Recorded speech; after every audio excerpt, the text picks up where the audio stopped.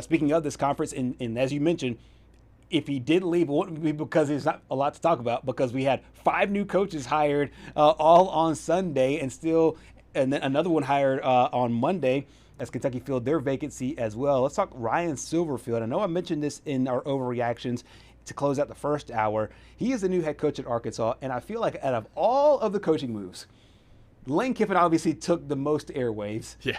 And then, of course, I think Auburn, because Alex Golesh came in, and then John Summerall, just because of where Auburn and Florida were going to go for their head coaches, probably were number 2 versus number 3, as far as the overall national attention.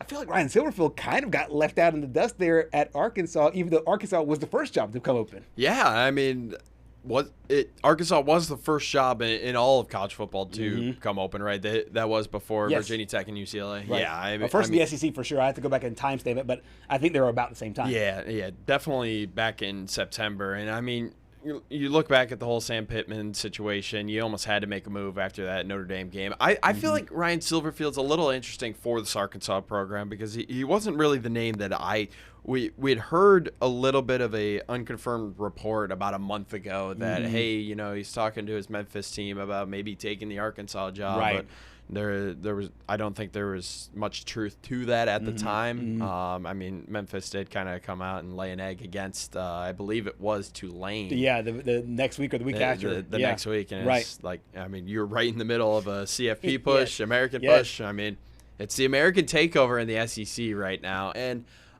I'll be interested to see how this one works out for Arkansas. He wasn't the guy that I really thought they were going to go after. Right. I thought Matt Campbell might have been a little bit of a better fit. He already has P4 coaching experience. But, I mean, what Ryan Silverfield's done at Memphis, I mean, 2 10-win seasons. He's 4-0 in a bowl game. He's won at least 6 games every year. Got Memphis to 8-4 this year. And, I mean, we talked about it with Mike Sadie out of Memphis. Yeah.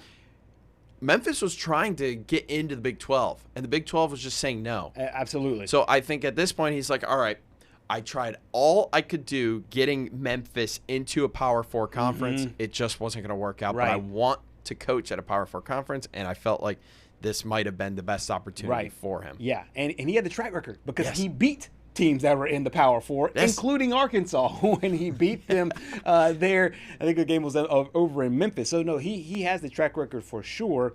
And I think with Arkansas, we have talked about this with our friends that are in the Razorback State, that Arkansas has enough money. It's now, will they dole it out from a resource standpoint to be able to put the Hogs in the best position from an NIL standpoint. I think that if you're Arkansas and if you're Ryan Silverfield, you would have to think that there has been some assurances that he'd be able to get what he would need to be able to keep this team atop or at least competitive from an NIL perspective to be able to get the guys that he wants there in Fayetteville. Look, the majority of the 3-star, 4-star, and definitely all of the 5-star recruits that were in Arkansas were leaving the state. Yeah. And we've already seen in the short amount of time, I mean, it's been, 48 hours since he was hired. Yeah. We've seen so many in-state commitments flip to Arkansas. I mean, these 3, 4-stars. So there is something brewing there in Fayetteville. But I think you have to give him at least this next season. Yes, I for mean, sure. You make a bowl game in this next season, that's a win. Right. And then then you can start shooting for the stars if you're Arkansas.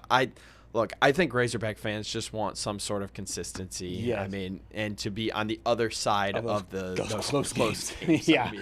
I mean, I don't think we will ever see a better 2-10 team. No, than the Arkansas team. Not this at year. all. I mean, there's just no way. Yes, Bill Parcells is famous for saying you are what your record is. I think that almost applies to everybody but Arkansas, because Arkansas to me was a team that probably should have won at least 5, 6.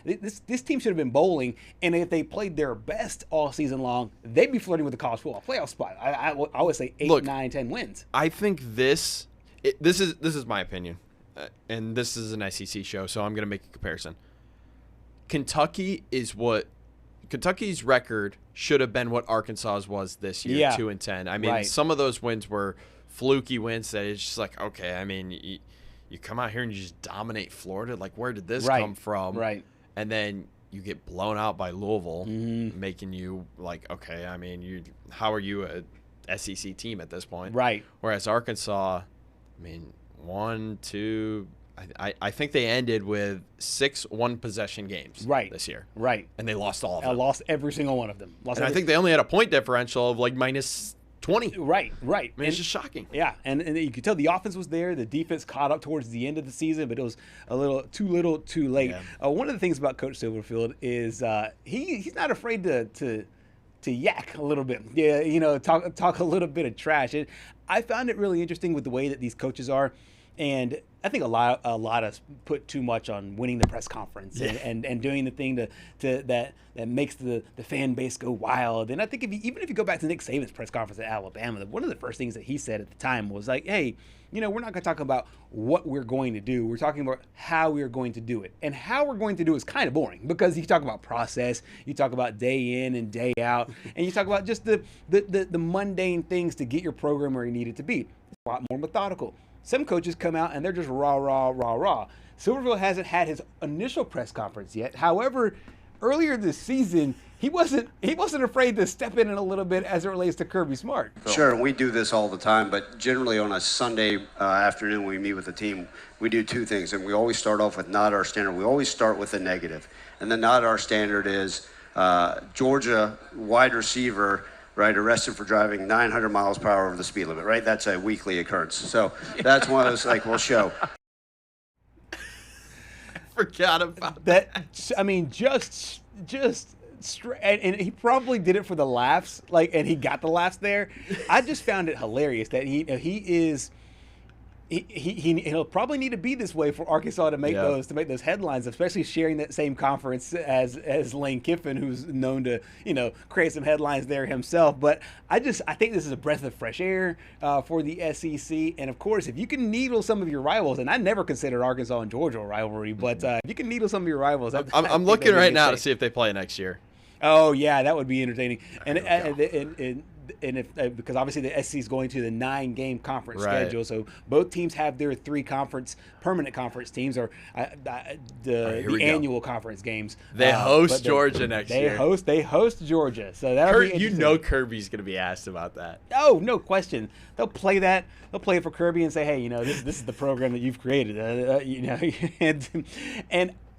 What I like about Silverfield, and kind of like what I like about all these hires, is that they're all their own guy. You mentioned that there's kind of a swarm right now from the American Conference to the SEC.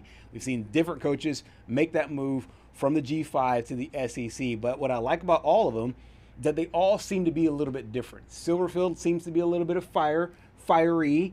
John Summerall seems to be straight-laced, hard-nosed. Right. Alex Golish, he's the quote-unquote offensive genius. He's the guy that's going to bring the high-powered offenses, and he's got a good story, but he's not as boisterous as some of these other guys. But it looks like Silverfield's going to make up for all that with the way he talks. And the recruiting is already starting to back it up, but I just think you got to lay the groundwork here. And I wouldn't be surprised, though, if I know I said, hey, just get to a bowl game first. Yeah. But, I mean, with how close all those games were, I really wouldn't be surprised if he just, flipped the script and Arkansas is 8-4 next year. Right. And just like as you mentioned, because there's so many one-possession games, these games are won now in the margins. It's not like he's got to overhaul much of anything. Now, of course, he's got to keep a lot of those players, but as you mentioned, he's already winning in those recruiting battles. Can he keep those guys on board? I find the Arkansas situation really interesting, and I wasn't kidding when I said I think this is the team that's going to make that big turnaround next year, and they'll do so quietly because they won't have the pressure. This will be a team that everybody remembers has 2 wins, so there won't be that pressure to hey, you got to make the college football playoff next year. And without that pressure, that's when I think that they'll find the brightest. I wonder, this might be kind of overshooting a little bit. I wonder if they're going to be what Vandy was last year. Yeah. That just quiet. Nobody's talking about you. I mean, I just talked about how they host Georgia next year. They host LSU. They go to Auburn. They go to Vanderbilt. I mean, you look at the out-of-conference, Utah is the toughest one. You're going over there. Right. But, I mean, if that Georgia game's early in the year, that's probably as close as you're going to get to Vanderbilt, Alabama last year. Exactly. That could be the one that's like, oh, maybe there's something brewing over there in Fayetteville. Yep. But right now it's just snowing. Yeah, exactly. A lot of snow, a lot of cold for them. Hogs fell to Mizzou in their last matchup, so ended up going 0 for the SEC this past year, and rough overall. But I do see this team coming back there. You see the final score, 31-17. So obviously no bowling for this team, and Missouri had a lot to play for as well going into this upcoming year. But I'm really interested to see what Ryan Silverfield does there with the Hogs going into this upcoming season. Meanwhile, another SEC team has fired their coach and quickly replaced him with another hire as well.